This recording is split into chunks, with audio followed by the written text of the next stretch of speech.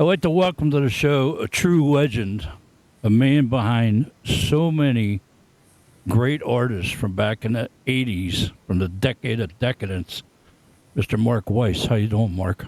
All right. Thanks for having me. It's glad to be here. This is my first interview since my surgery 2 months ago. So I know you've been persistent, and I told you once I feel good, and the squeaky wheel gets the oil. So here I am. All right. Can you tell us how you got started in photography? Because legend has it you traded some grass cutting jobs for a camera. Yeah. Well, moved into a new neighborhood, and there was just a bunch of people moving in, and anytime I saw someone with the high grass, I would knock on their door and say, "Do you need your lawn cut?" And I had a bunch of people that charged $5 each for a lawn, and this one guy knocked on the guy's door, and he's like, "No, I do it myself." And I said, "It doesn't look that way." And I'm this 12-year-old little punk kid, Right. And he kind of smirked, and he said, "I'll tell you what, kid, I'll give you this camera." And it's Bell and Howell Canon camera. Right. Actually, right here. I have it. Wow. You still have it. Nice. Almost 50 plus years later. Wow. Or 50 years. And after 8 cuts, he gave me the camera, and kind of just my plan was just to like hawk it at the pawn shop down the street, Right. and get $100 for it. I thought, Right. But the following week, I went on my little mini bike and to meet my friend Glenn Bax on his mini bike, and we met at a dead man's turn, head-on collision, ended up in the hospital unconscious, Oh, wow. totally like messed up, and in the hospital for a good 6 weeks with concussions and fractured cheekbones, and I was in bad shape. So I spent that summer, kind of recovering. And the camera took its place on my bookshelf. Right. And I kept, in the beginning, I said, "Oh, when I get out of here, I'm going to, try to hawk it for $100. Right. The more I looked at it, every morning when I woke up, I asked my brother Jay to hand me the camera, and I started playing around with it and opening it up and, fidgeting with the dials. And, it was just something for me to do because I was so bored. So I'd open it up and, Right. like, "What's this?" And you put film in there. I didn't know anything about cameras. Didn't have any interest aside from those little, one shots that everyone used to get. And then I started taking an interest, and then I went to my teacher that had a dark room that summer, and I said, "I got this camera, and I think I might want to learn how to use it." And so he kind of took me under his wing and showed me how to develop film, and I kind of did that for a little bit of time, taking pictures of my brother racing his motorcycle and family events and my dog Domino, and Right. just that stuff, and kind of got boring after a while, and then I put it down, and then I started going to concerts like a year or two later in 1974, and then I saw one of my friends sneaking his camera in, and my parents' Right. friend's kid, who was a little older than me, at Crosby, Stills, Nash and Young's concert in 1974, and I saw him. And then a month later, I went to the house for Labor Day, and I saw all these pictures hung up, and I thought it was very cool. And he kind of taught me a little bit how to sneak in the camera and get close and all that. So Right. I kind of took his advice, and my first concert that I snuck it into was Elton John in 1974 at Madison Square Garden. Wow. I was 14. That's some history there. That's pretty cool. Now you went on to. I mean, did you ever think that you would be getting into photography, like with Circus Magazine and Cream and all of them? I mean, I used to read those magazines. My brother had a subscription, like back in the 70s. So I always like looked at it. My brother was in a garage band, so I was always around music, and I always kind of looked at the pictures and my brother's albums and looked at the covers, and I didn't really put two and two together until I started sneaking in my camera, and Right. starting taking pictures, and then once I start getting pretty good after a bit, and I said, my pictures are just as good as the ones in Circus Magazine. Right. And that's when I started, taking it a little more serious, and I started selling them in front of the concerts. Like when bands would play for like 2 or 3 nights, I would go the first night, stay up all night, and then sell them out of my high school locker. And I kind of got a little name for myself. Right. I was kind of shy back then, but that kind of gave me a little bit of, it gave me.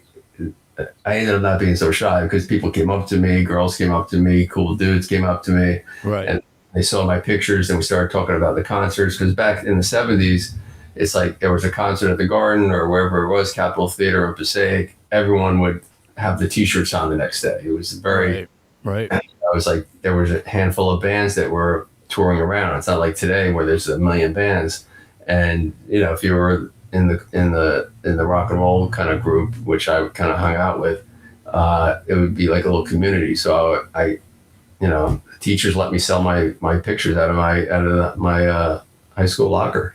Cool. Very cool. And then I got arrested at the Kiss concert for selling them in front of the concert. And then that's when my career changed from hustling pictures for $1 a piece to get Circus Magazine. Because a week later, I brought my portfolio with the Circus because I didn't want to, I knew what I was doing was illegal, but I was only 17. I was 16, 17 years old doing this, and I was making enough money to buy film, to shoot the next concert, because I did it because I loved it, and I loved the excitement of sneaking my camera in and getting great photos, and then looking at them and saying, wow, these are just as good as the ones in the magazines. And I always kind of fantasized being in the photo pit, seeing the photographers down there, and I was like, wow, how cool would that be? No more sneaking in. So I went to Circus, showed them my pictures. They liked my photography, but they wanted me to change the film that I was using, and they said, come back when you think you have something. And about 6 months later, Aerosmith played at the Giant Stadium with Ted Nugent and Journey and Mahogany Rush. And I stuck my camera in. I got some really good pictures and submitted them. And then my first photograph was the centerfold of Steven Tyler. Right. And that's when the ball started rolling. And within a year, I was the staff photographer of Circus Magazine, doing like assignments for Van Halen and Cheap Trick and all the bands that were popular at the time. Right. And I mean, I still have some of your old classic Circus magazines still here. Cool. I mean, especially the ones with Ozzy on the covers and all that. And now, one of your first album covers you did was with Twisted Sister. Right. Yeah, the Stay Hungry album. Right.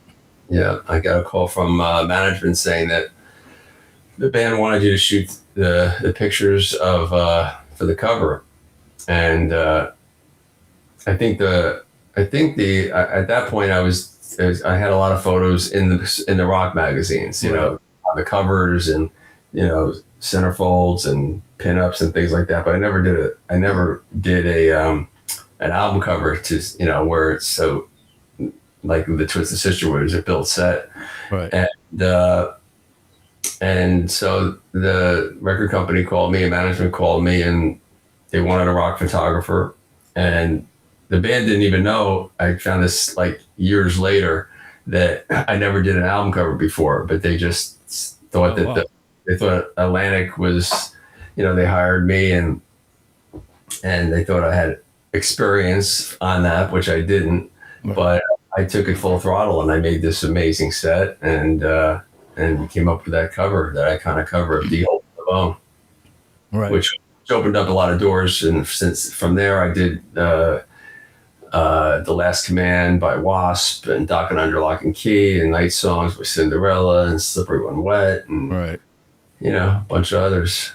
How did the big bone on Stay Hungry come into play? I know there's a story behind that. Well, the bone I got at the deli, and the theme was Stay Hungry, and I built this whole set like they were in this kind of like ratty old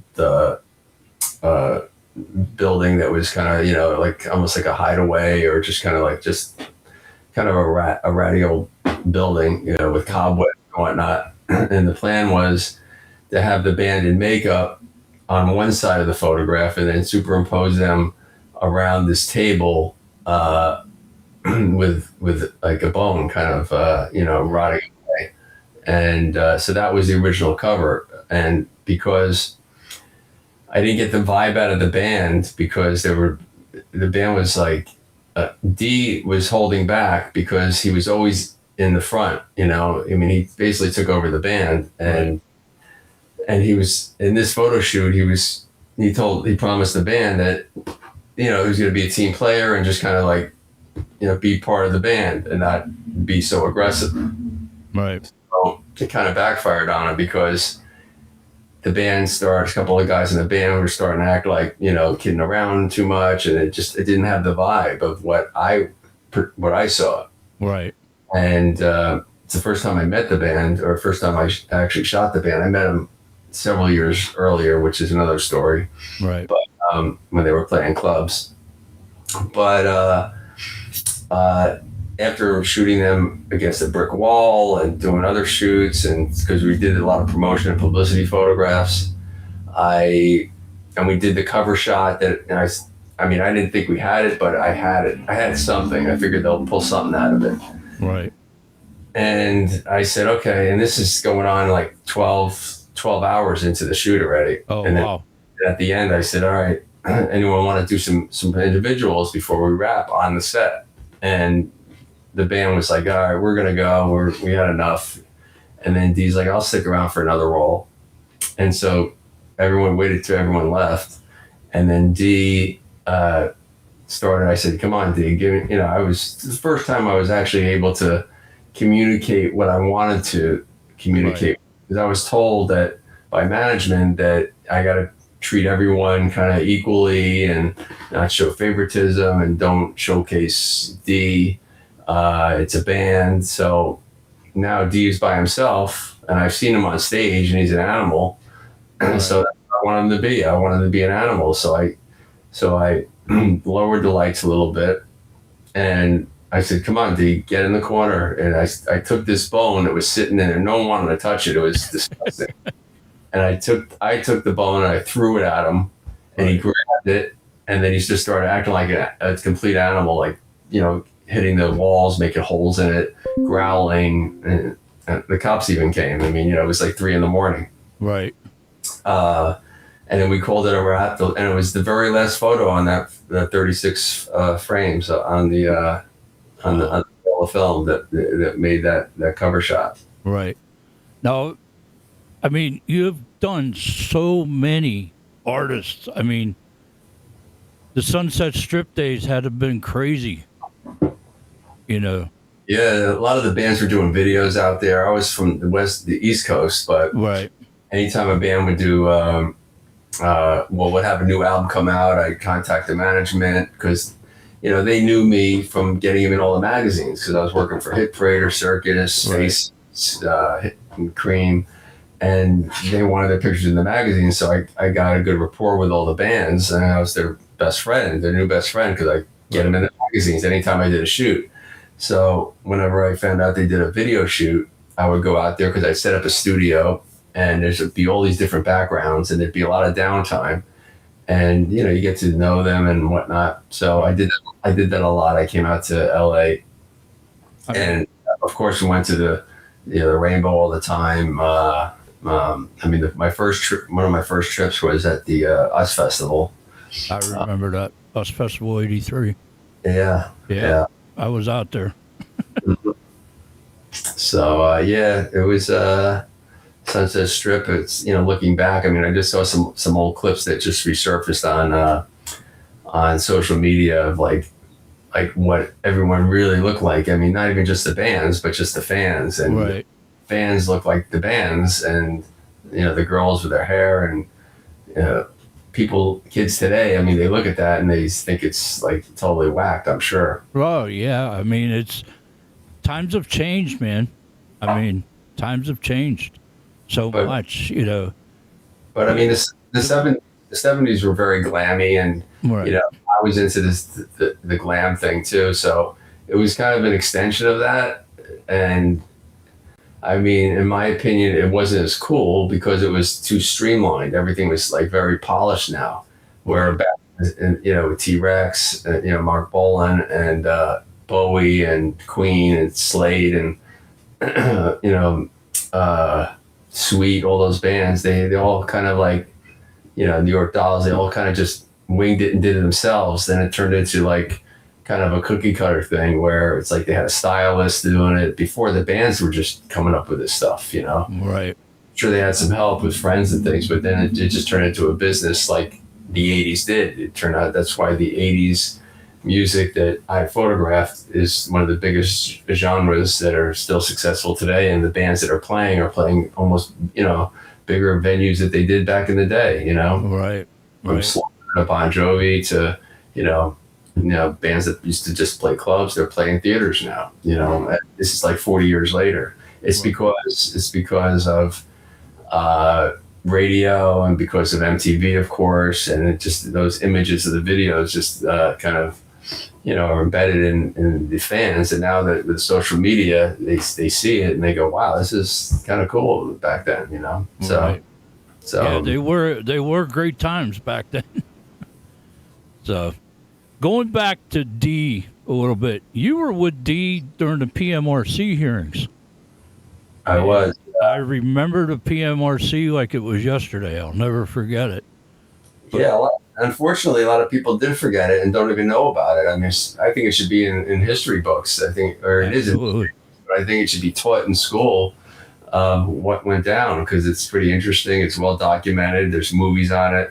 But if you ask anyone, I mean, my kids are in their early 30s and they don't know what it is, and Right. especially the kids that are younger. I mean, a lot of the kids don't even know who the Beatles are. They couldn't name four of the Beatles, or Right. Unless you're that guy that loves music and you dig into your past. And I mean, the social media things are opening up with that, but but the PMRC and D took me everywhere. I was like his right hand man as far as documenting and Right. So I went with him. Went back into the back room with Frank Zappa and John Denver, and Oh. you can see me in the hearings. I walk in behind them as actually with all the other photographers there, but I actually walked in. You could see my head popping up, Right. and a lot of the imagery that they were kind of putting down were my photographs with Tipper Gore and Al Gore. Right. They were showing like who would think of these kind of things, and meanwhile it's just imagery, just like it was a movie or whatnot. But Right. D, they thought D was like some stupid rock star, and Right. they picked the wrong guy to mess with. Yeah. Well, they tried to come after Ozzy, too. Yeah, Like at one point. yeah. So I got to ask this because it's probably one of my favorite pictures. In fact, I have it on the circus. I think it was in Circus. The picture of Ozzy with the iron and Amy. Mm-hmm. How did that come about? That was a 1983 photo shoot for Faces magazine, Yeah. and it was it was, I think it was May, so we're doing a playoff Mother's Day. Okay. We're doing Diary of a Mad Housewife was the theme. Nice. So so Ozzy was, we did some cool photos, but we did all that, and it's his first youngest child is the one that's on the ironing board. Right. And then we dressed him up and did a whole bunch of other things, and that's when we did the Easter Bunny outfit too. Yeah, that's a classic one too. Trying There's to- so many. I mean, you have photographed so much history and so many, legendary photographs that people will never forget. I mean, it's amazing the career you've had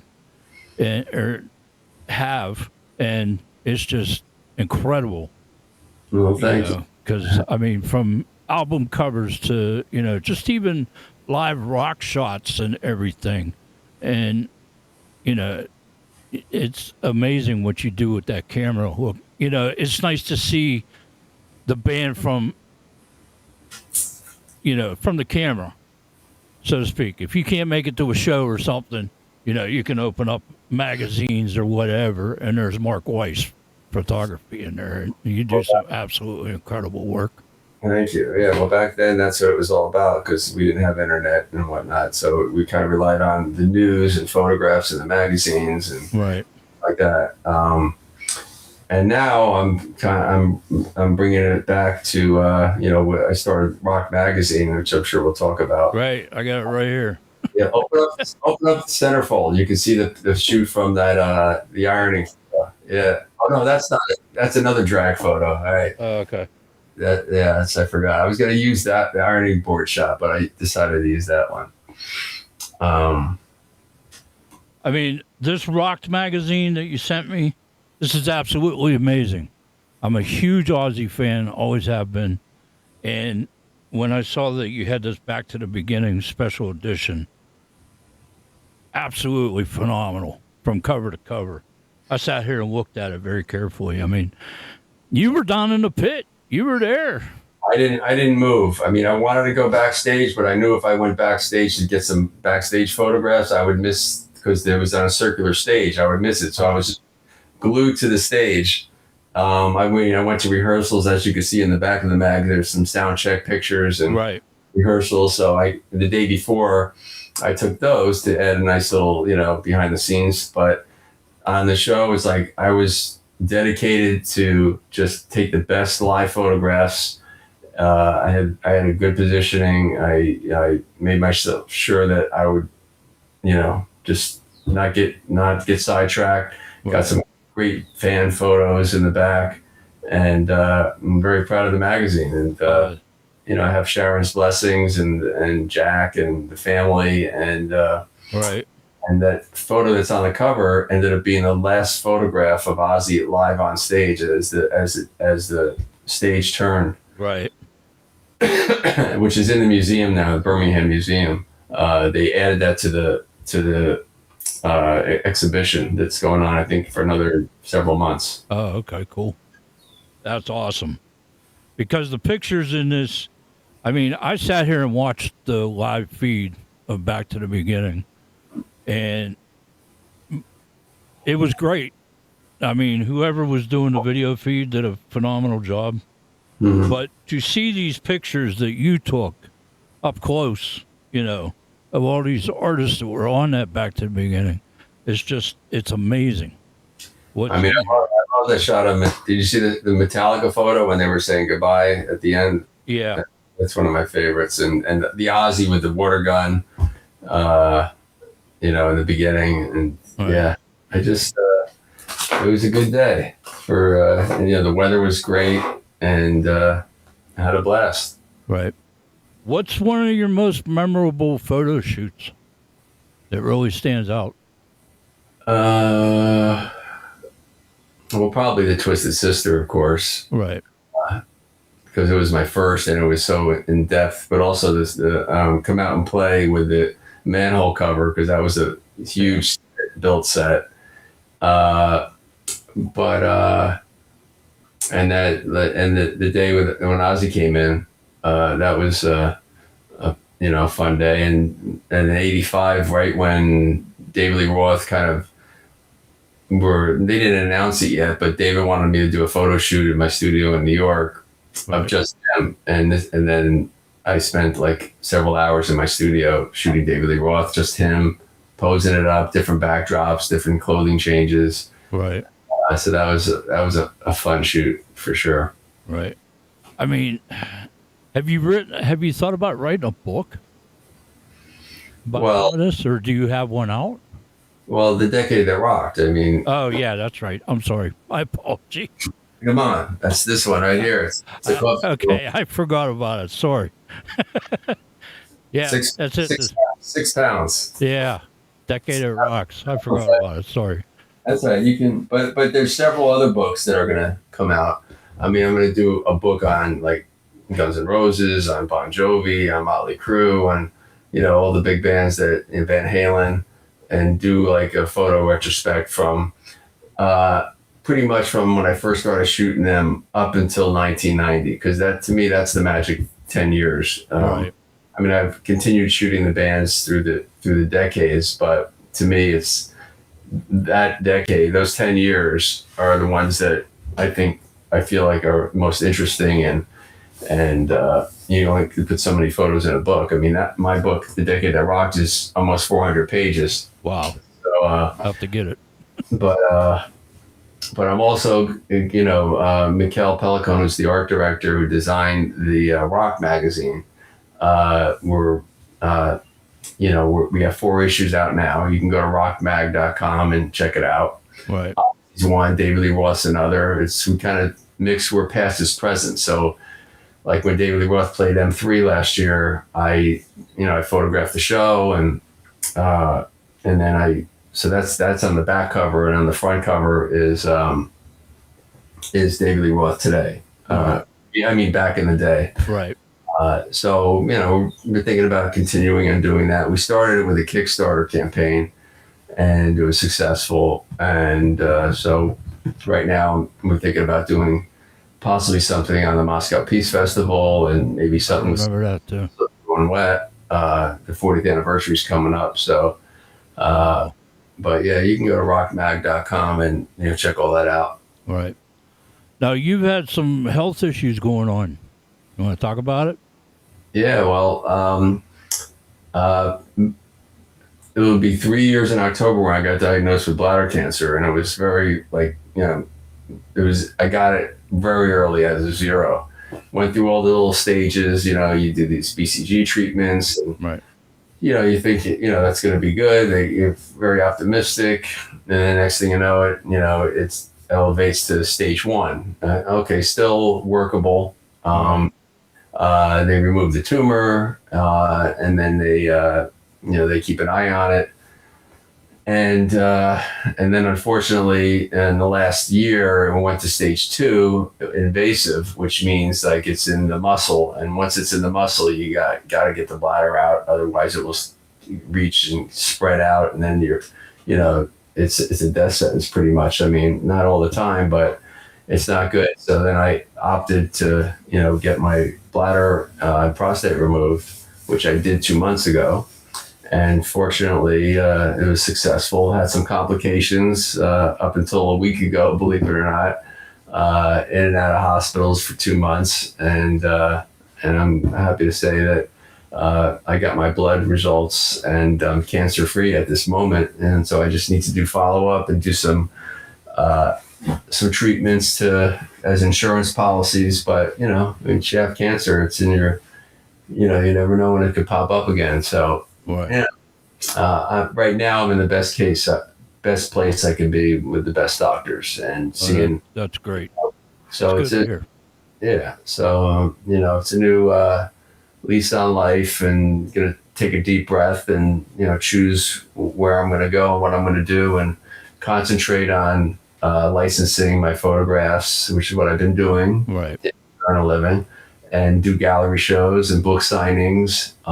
Working on a screenplay on my life, and kind of the 70s and 80s, where it's not just about me, but it's about the times, but it's my story weaved in through the 70s and 80s. So cool. So that's a big thing that I've committed to. And once I started feeling a little bit better, I'm going to get back into the writing mode, which I kind of have a rough outline, but it's going to probably take a few years before it's ready to show. But it's be like an episodic adventure, like on hopefully Netflix or something like that. And I always got to set goals, and I always set high goals. Just like my goal is to get into Circus Magazine. My goal is to have an album cover. Right. And now my goal was to have a book, and now goal is to have my own magazine.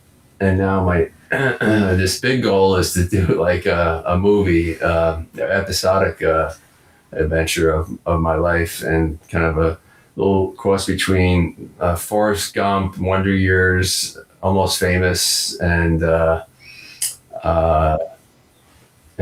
just like my life. Right. So, like, documentary. So it's a little bit of poetic license for being creative, like they do in the movies, and so it's something that's keeping me going, and and to keep me focused and while I get healthy. I still have a long way to where I can do jumping jacks again, but Right.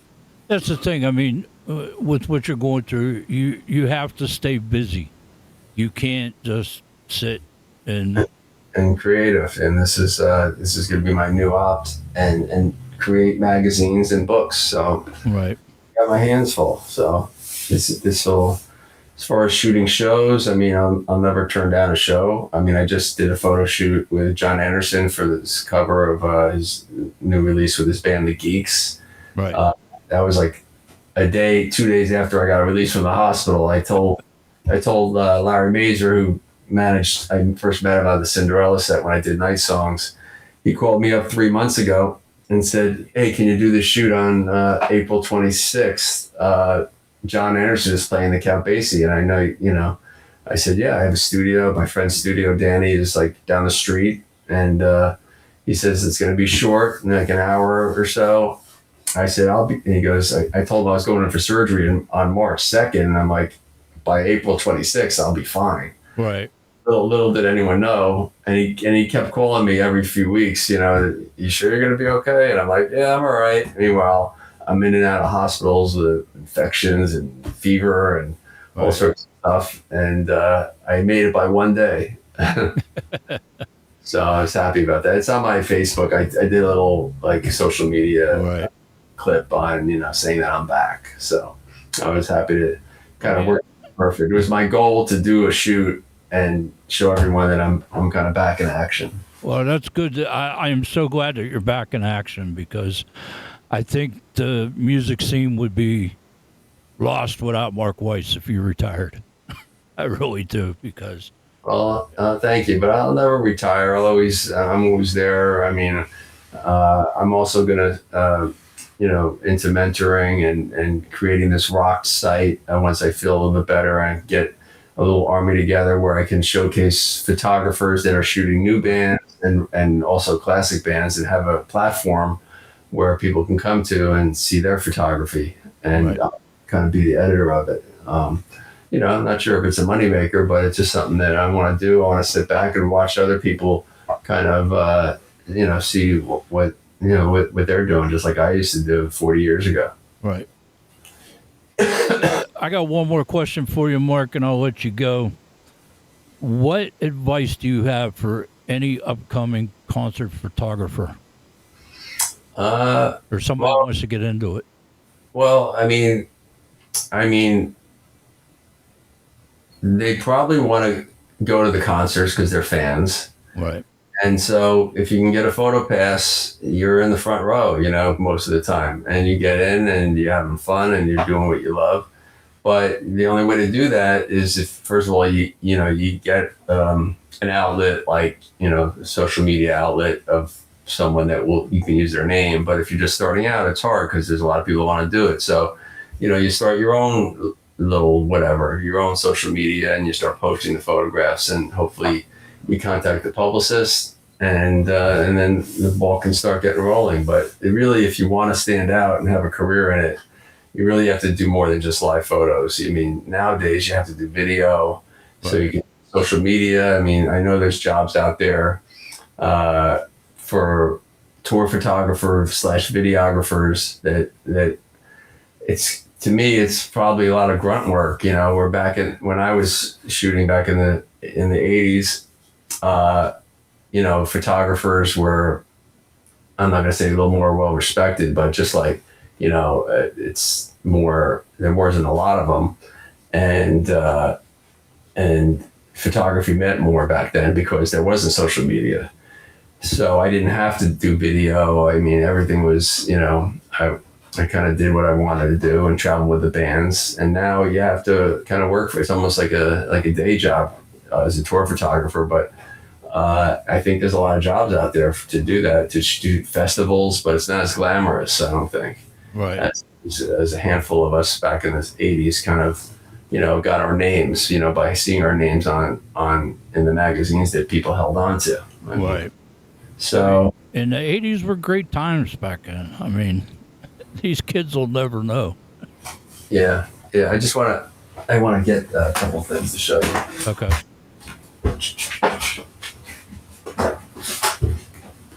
Okay. So you have the Rock magazine. Can you show the Rock magazine, the cover with Ozzy on it? Okay, so that's the cover, and the back cover is a photo from 1981. Right. So where past is present. So and this is the David Lee Roth issue. Right. With this is from M3, and we have the centerfolds and whatnot. Yep.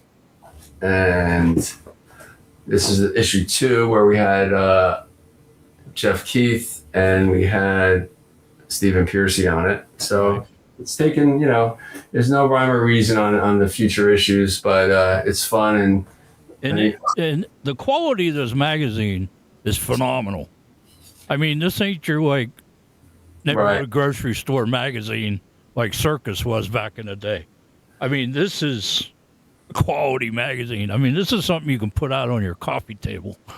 Yeah, they are. They're little books, kind of, and eventually maybe they'll all be combined into one big hardcover book, and make it a series. But yeah, the paper is like double or triple what they used to be. I mean, even any magazine that's out there now, it's very high quality, and they're designed. There's a lot of pinups in here, so for a lot of the young ones that didn't have a chance to, do pinups now, you can just cut it out and you got your Kip Winger pinup or your George Lynch pinup, and they can start hanging them up. I mean, you and me, 50, 60-year-olds are going to be hanging up, pinups, but there's a whole new genre out there, a whole new generation of like 20 plus that I've seen pictures in their rooms where, along with photographs from magazines from back in the day. Right.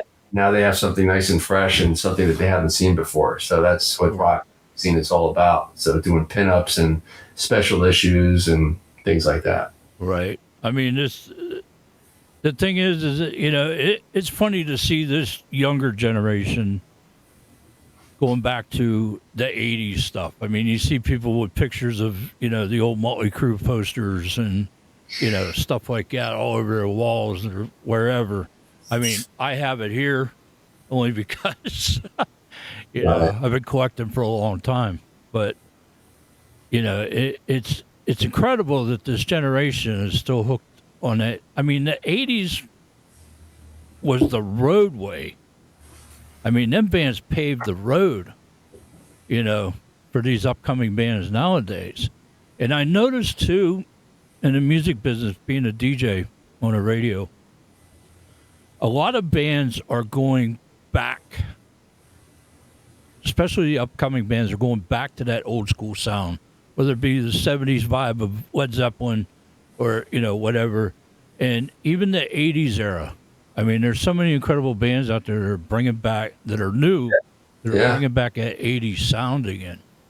And it's kind of weird to say that because if you think about like bands from the 80s, if you go back 40 years, we're talking the 40s, you know what I mean? So it's like it doesn't even compare. It's just something about the 80s, 70s, and 80s that it's just, I guess it's because the videos, what's up there on social media, and everyone talking about it, like your YouTube channel, like what we're doing now, and just spreading the word and people being curious and showing really fun graphics on there, and it's created. It's a whole other world. So I'm glad to really be part of those 10 years. Yeah, I mean, it's incredible the music that's coming out nowadays because, I mean, with the infection of AI music, which we won't get into, but, so many bands are coming back with that old school sound again. Mm-hmm. And I think they're starting to realize, like, hey, these guys paved the way for us. Yeah. We kind of do our own thing, but make it sound like that. You know what I mean?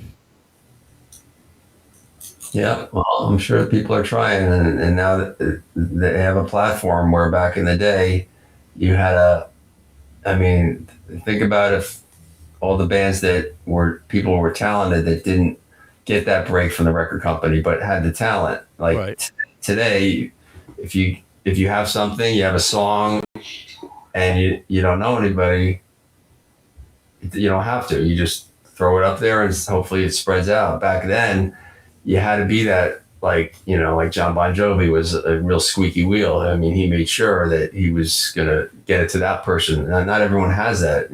Talented artists that are creative don't have the business sense, and they might not have the person behind them. So think about all the people back in the 80s, 70s, and 80s and 90s, and that really had some good chance to make it if they had social media back then. Right.